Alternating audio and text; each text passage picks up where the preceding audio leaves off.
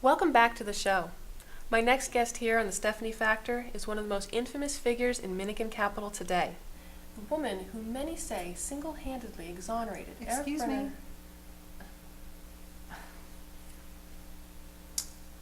It was a jury of his peers that acquitted Eric Brunner.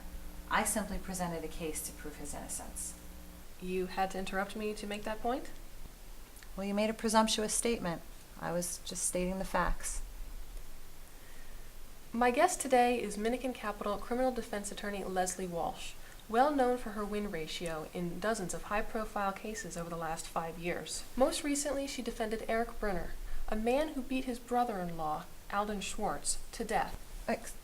Aldon sustained injuries during the fight that led to his death 2 days later. Right, and Leslie's case was that it was self-defense. The truth of that has now been established, barring a successful appeal. And you didn't think, now I'm asking you personally, you didn't think that Eric deserved to be punished at all? Well, first of all, it doesn't matter what I think. Eric was assaulted. The testimony of Aldon's wife, Olivia, conflicted with that of her sister Erin's, both of whom were supposedly there the whole time. Yet the statements of 3 eyewitnesses, 2 neighbors, and a passerby were consistent. Aldon was the one to escalate the altercation to a physical level. Eric simply responded in self-defense. Eric repeatedly banged Alden's head into a concrete sidewalk. While being strangled.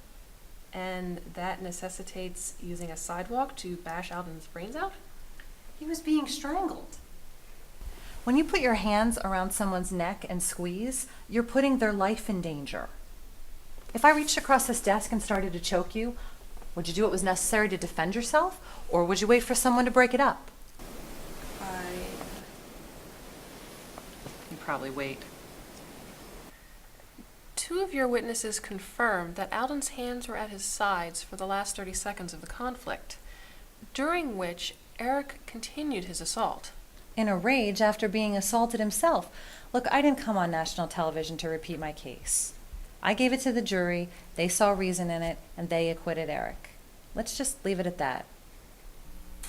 Fine.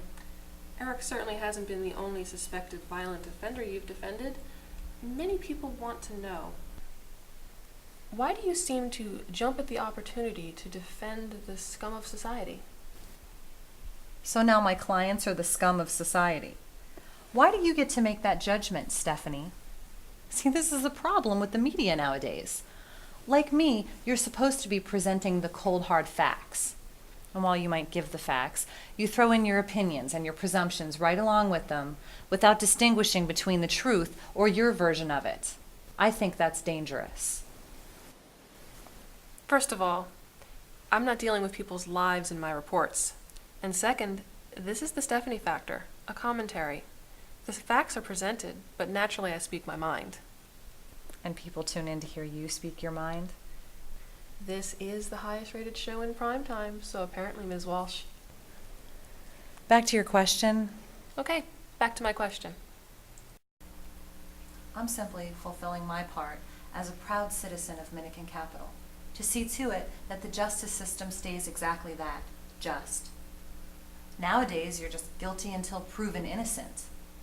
People die behind bars awaiting trial. Some people spend years in prison or are killed for crimes they didn't commit. It's my duty to see to it that people get a fair trial.